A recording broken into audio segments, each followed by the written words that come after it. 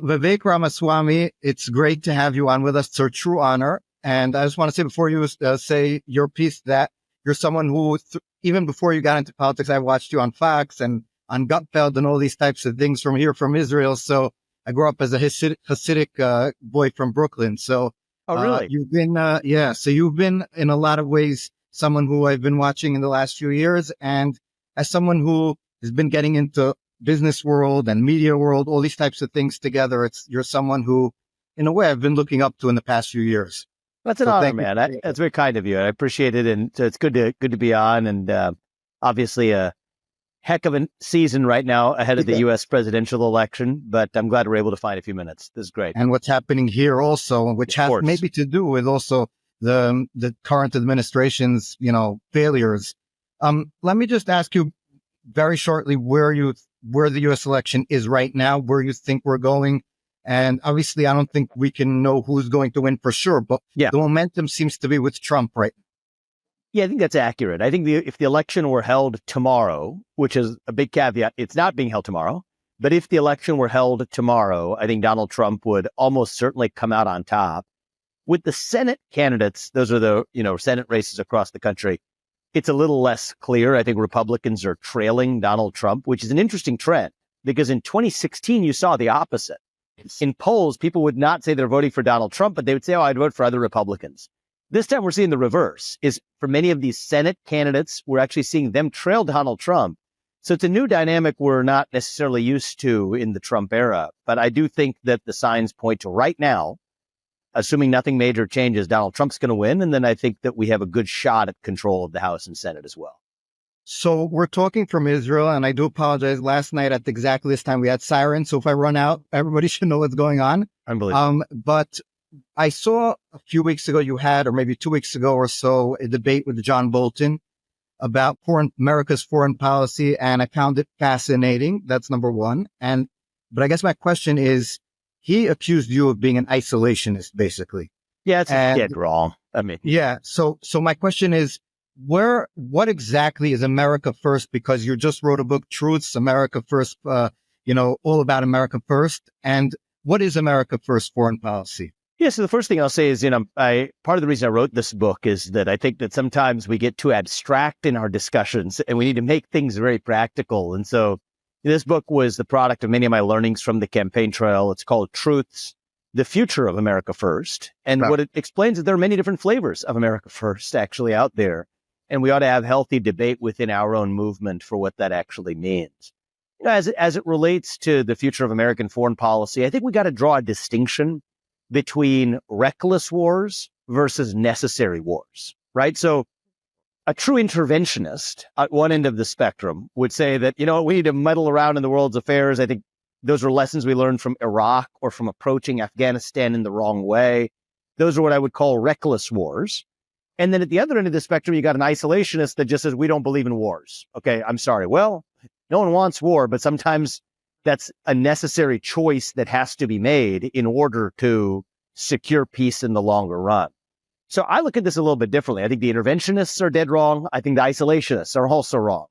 I think the right view is to draw the distinction between a reckless war versus a necessary war. And I think the U.S., if we're being really honest, in the last 20 years, hasn't done a great job of drawing that distinction at times. And so, I think John Bolton may have taken that very personally because I think he was intimately part of some of those decisions to go to places like Iraq on what were really premises that didn't quite hold up in the long run. But my goal isn't to blame the leaders of the past. It's very hard in the moment with the information you have to make the right decisions.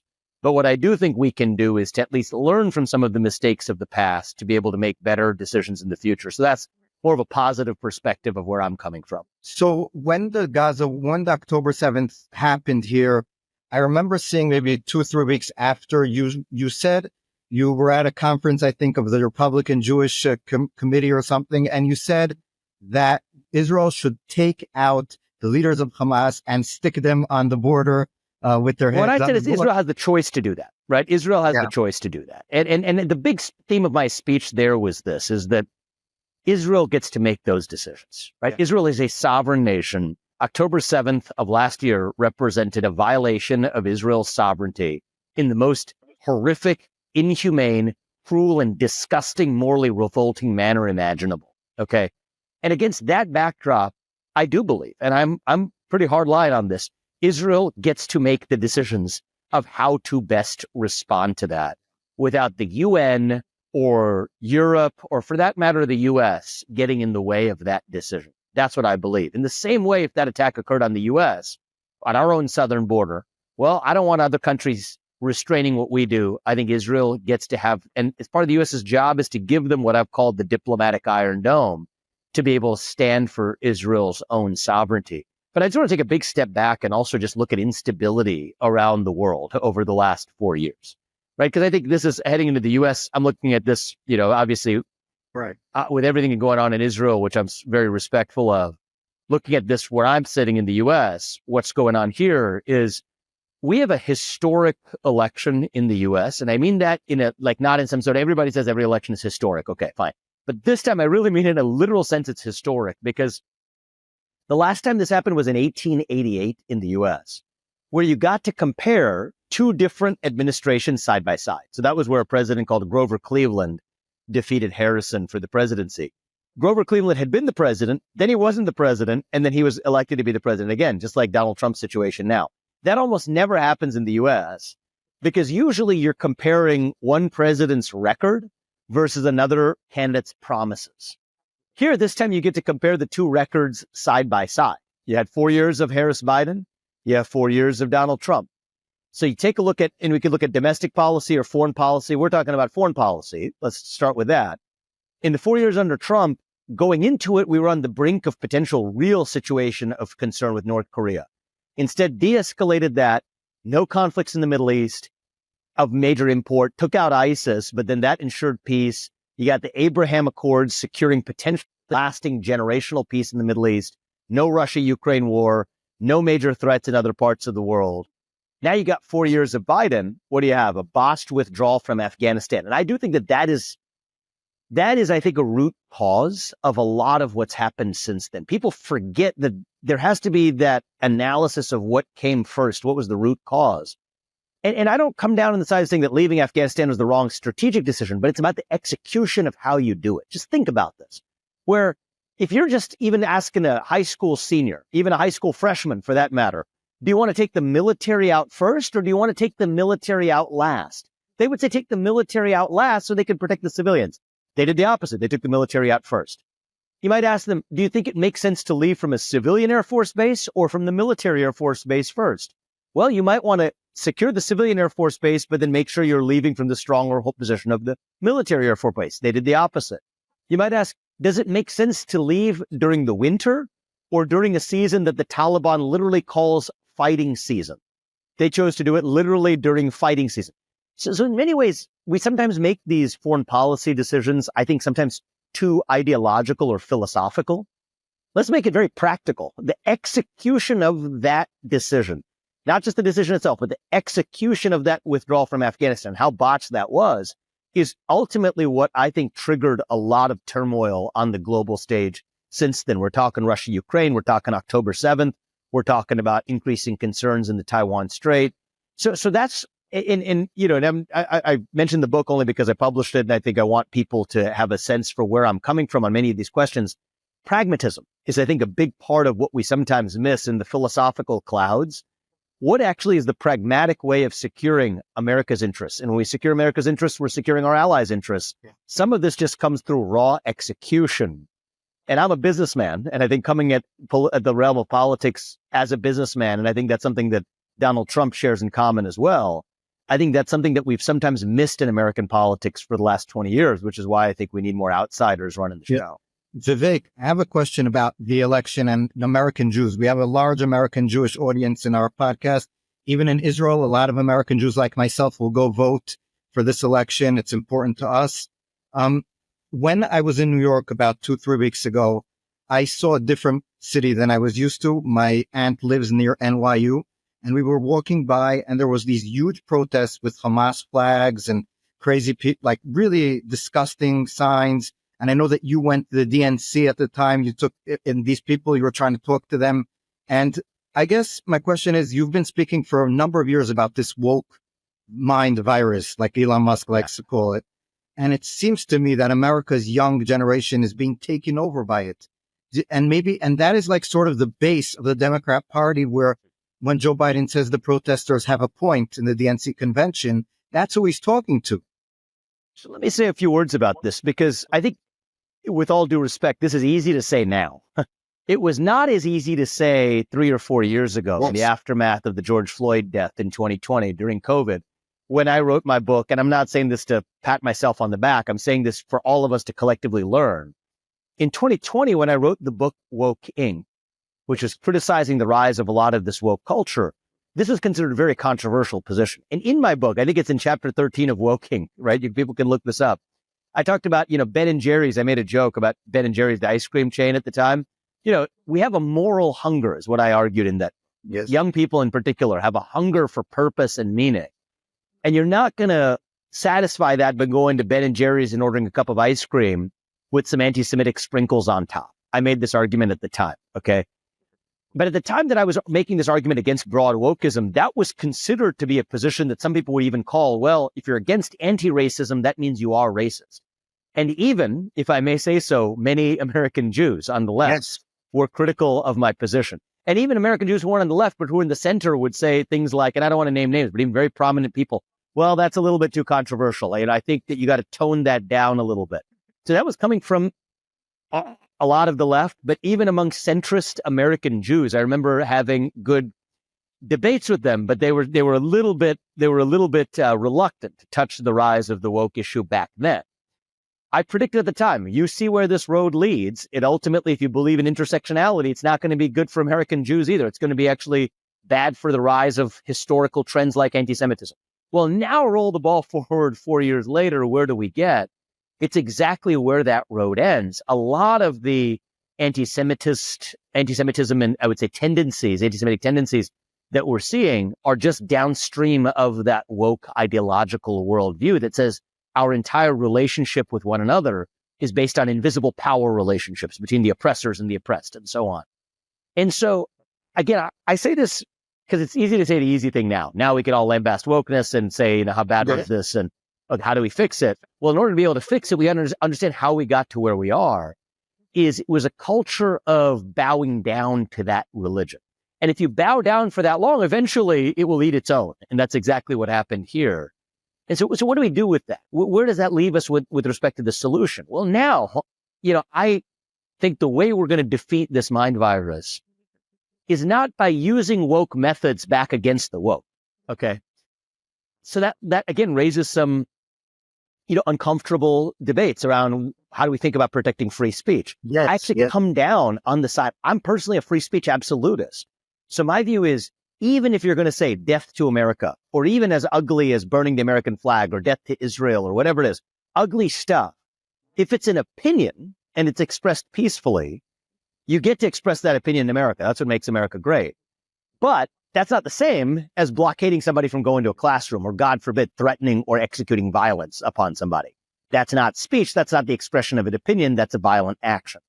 So we have to draw those distinctions and actually enforce the law, where we're actually failing to do so right now, by the way, in many cities across the country, but without being sloppy about it and saying that somehow we're going to ban the expression of opinions, which is what made America great. So I think that we always have to make sure we're not reacting to yesterday, but instead understanding what our principles are and skating to where the puck is going. And I think that's the lesson that I would offer from the last several years. So but how do we, I know you wrote the whole book about it, but are you worried about that the next generation of Americans, the people who are going to be the next generation of Democrat Party leaders, the congressmen, we already have the squad, but they'll be are you worried that those kind of people will set the tone in the next generation? Of course I am, but I'm worried about something even deeper than that, which is that trick where they set the tone from the top, that only works if you have a population that's willing to bend the knee, right? Willing to buy what they're selling. And I think that is a deeper issue where we are lost right now. I mean, you're in my generation and the generation younger than us. We are yearning for purpose and meaning and identity. We're hungry to be part of something bigger than ourselves, yet, at least in America, many people can't even answer what it means to be an American. And I think that is the deeper root cause, the deeper sickness, and everything else we see from wokeism to transgenderism to climatism to COVIDism to anti-Semitism. These are symptoms of that deeper void. By the way, that includes fentanyl, depression, mental health epidemics, suicide. These are all symptoms of that deeper void of purpose. And so I think what we in the conservative movement need to do a better job of is not just, and I've done plenty of this myself, right? I've done this in my first book, Woke Inc. It's one of the things I try to do differently in this book is not just dunk on the left or criticize them. We got to do that sometimes, okay? There's a time and place for that. But also go further than that to offer an alternative vision of our own. Who are we and what do we actually stand for, not just what we're against? So the way I look at this, if you dilute the woke poison, now we're making progress, where I sometimes talk about this framing where the value of the individual, family, nation, and God beats race, gender, sexuality, and climate if we have the courage to actually stand for something, not just run from something, but run to something. Yeah. And I think that's something that, if I'm being perfectly frank, I think we as a conservative movement haven't done as well as we could. I think there's a lot of room for improvement there. And that's something that one of my own learnings from even the presidential campaign that I ran was that my favorite moments weren't from where I dunked on the left. I had several of those moments too, but my favorite moments were when we would have maybe a protester that comes in, interrupts the event, being very clever or thinks they're being very, very successful in interrupting an event. And what we would do is, I had a rule for my campaign. We would give them a mic. Say, you get to speak, but the rule is you get to sit down then after that and listen to what everybody else has to say respectfully. If you do it that way, we're not going to remove you from the event. There were some beautiful interactions that came out of that. I think we even changed and won over a lot of hearts and minds that we otherwise would have missed. And that, by the way, was the inspiration for me writing this book as well. The way I think we're going to restore the country is actually through more open dialogue, through more open dinner table conversations. One of the places where I picked that up, even in my own upbringing, not my upbringing, still I was a young adult at the time, was during my years at Yale Law School, when I was actually a member of Shabtai, which is the Jewish society on Yale's campus, run by Rabbi Shmuley Hecht, great guy, good friend of mine. But one of the things that we used to do at Shabtai for Shabbos every Friday night, have a Shabbat dinner with heated. I mean, I'm not talking about light, friendly discussion, but going at it, heated different views we'd bring together till, midnight, 1, 2 a.m. at a mansion off the outer edges of Yale's campus. And, I think one of the things I learned through those experiences is you can disagree like hell at the dinner table as long as you can still have dinner together at the end of it.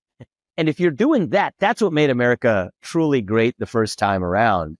And I think that's going to be an important part of how we make America great again as well. Vivek, could I have one and a half more questions before we finish? Sure. Yeah, I know. Thank you. I appreciate that.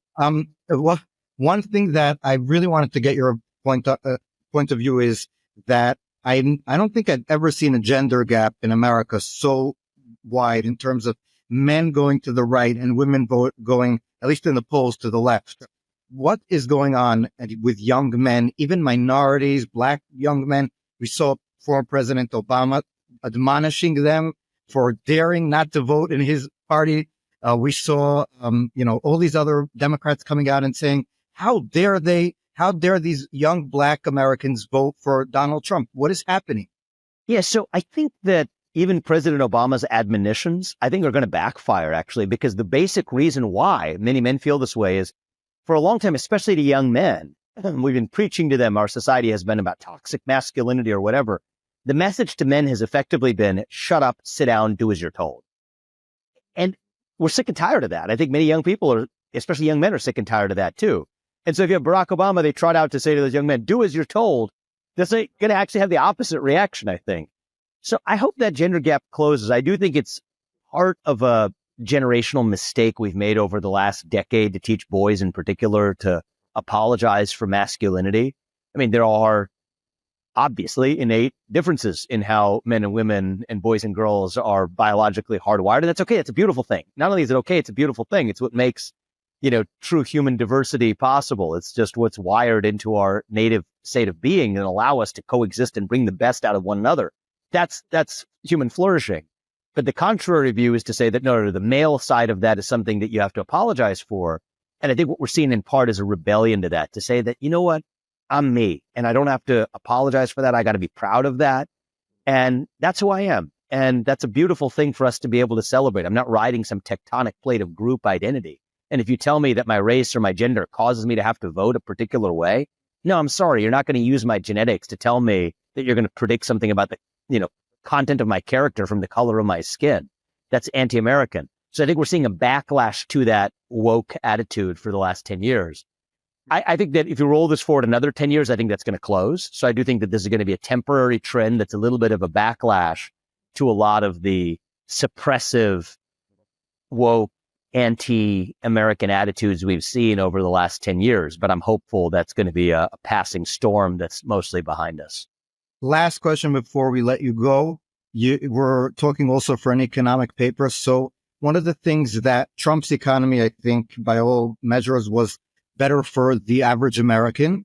Yeah. And I guess, but one thing that stands out, a lot of economists are criticizing him is for the tariffs that he's threatening to put on different stuff from especially China and also at the time, aluminum and steel. How do you come down on this? Because you are a businessman. You're a good businessman, and you understand the importance of a free market. And the Republican Party traditionally was the party of free markets, and yet the party seems to be moving more toward protectionism. How do you square that? It's a great point. And actually, in this book, I talk about the future of America first. In Truths, one of the things I talk about is there are some different branches of America first. There's more what we call the national libertarian or national liberty direction. And then there's what I call maybe the national patronage or national protectionist direction. Okay. Here's where I come down on some of these questions is the neoliberal myth of yesterday. That's the past. And I think had a lot of failures. It caused increased U.S. dependence on China when China's not playing by the same set of rules. So my view is this, and I don't speak for everybody in America First, in the America First movement here, but I speak from my own view and the strand that I think ought to be the right view of the future. If another country is not playing by the same rules that we are, that they're subsidizing industries while we're not, that they're applying higher tariffs to us while we're not to their goods.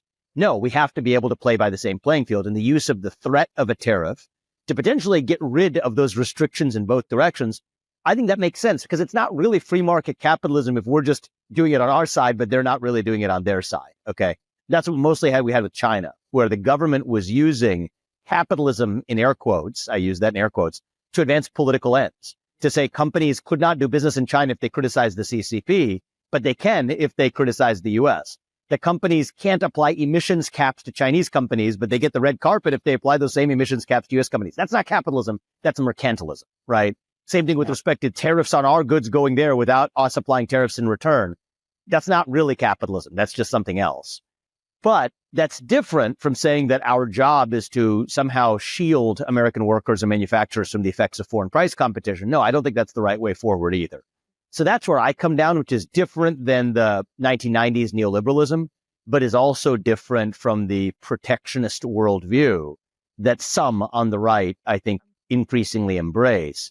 And I think the right way forward is to adopt what I think of as core America First principles, but that embrace, including the system of free market capitalism that made America great the first time around. That is part of what I think of as being the core of an America First vision for the future. Real capitalism, not the fake thing, not crony capitalism, not capitalism on our side with mercantilism in China, but actual true free capitalism. That is something that I don't think we should apologize for. And I do think it's a mistake that some on the right risk making. And Vivek, also, just to finish it off, you in the past, in terms of the way ESG is being used, you had at the time, I think, made a investment company that tried to. It seems to me, just before we finish, maybe you give us just the dangers of that coming out, and maybe what the Trump administration has any role in doing anything about that? So the ESG movement, it stands for environmental, social, and governance factors. This was ascendant in America for, probably the better part of the last decade of capital markets. And at the time that I started pushing back on this, and including starting the asset management firm that I co-founded called Strive to offer alternatives to BlackRock and Vanguard, people said this was impossible to do. The cake is already baked. now it's amazing how that movement is crumbling under its own weight. When you bring a little bit of competition to the marketplace of ideas, it's wonderful what happens. And before I ran for US president, I was probably the single greatest opponent of that agenda in the United States. And it's part of what pulled me into this broader role I've taken on in American life. My basic view is, I don't think that we should want capital market actors to be able to implement public policies through the back door that government could not do through the front door. Yet that's exactly what the ESG movement became. When government actors like CalPERS, the California Pension Fund, or New York State Pension Fund, started to tell large financial institutions that they won't do business with them unless they adopt the goals of the Paris Climate Accords, or diversity, equity, inclusion quota systems, or hiring targets for race and gender. We don't want government actors using these private sector actors to implement their political agendas. That's not the invisible hand of the market. It's the invisible fist of government. So the case I made is that instead of using financial institutions and the money of everyday citizens to promote political values, we should instead focus on maximizing value for the shareholder, value over values. That was the premise of Strive when I co-founded it. And I'm pleased to say I'm really proud of what the team at Strive has accomplished, becoming one of the fastest growing new startup asset managers in the last couple of years. I think that the fact that so many Americans want an alternative once they are educated about these issues shows how important competition in the marketplace is.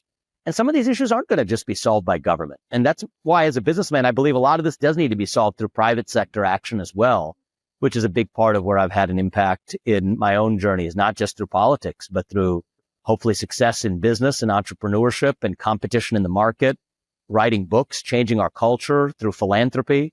My parents came to this country with no money 40 years ago. I've now founded multiple multi-billion-dollar companies, written multiple best-selling books, have had the opportunity to be charitable in the United States for causes that I think advance and help save our country. But also, I became the youngest person ever to run for U.S. president as a Republican. And one of the things I love about the United States of America is that this is the country that makes that possible. And as the father of two sons, I want to pass that on to my kids, which is why we're doing what we're doing today. So I appreciate you having me, my man. It's Vivek, we could go all day, I think. Talking to you. It's a pleasure talking to you. And when you get into the cabinet, we want you to come here to visit us too. I've been to Israel many times. We're going to come back. Don't worry. Thank you so much, Vivek. It was a pleasure talking to you. Take care, my man. Thank you.